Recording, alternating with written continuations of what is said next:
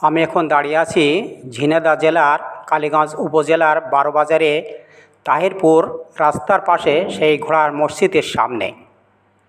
প্রত্নতাত্ত্বিক ঐতিহাসিক যে কয়টি মসজিদ আবিষ্কৃত হয়েছিল তার মধ্যে এই অন্যতম মসজিদ হলো এই ঘোড়াই মসজিদ।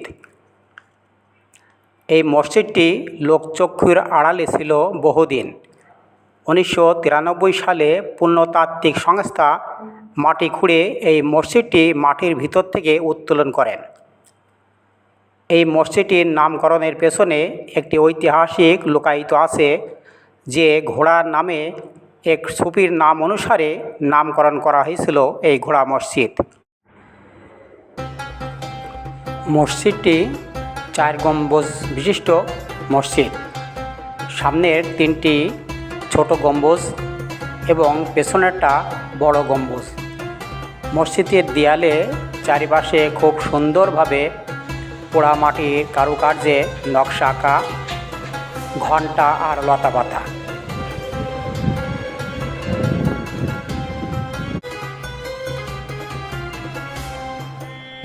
মসজিদের প্রবেশ করার জন্য 3টি দরজা আছে, ভিতরে প্রবেশ করা যায় এবং মসজিদে নিয়মিত নামাজ আদায় করে স্থানীয় মুসল্লিরা।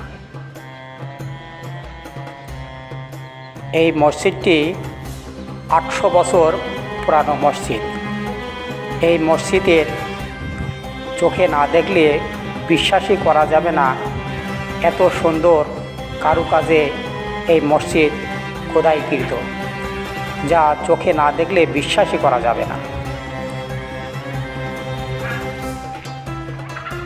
এই মসজিদটি হোসেন শাহর পুত্র নাসিরউদ্দিন শাহর আমলের, যা মোগল সম্রাটের আগে।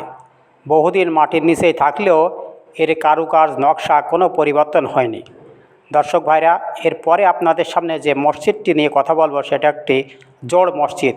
আশা করি আমার সাথে সকলেই থাকবেন। আজ এই পর্যন্ত, সকলকে ধন্যবাদ।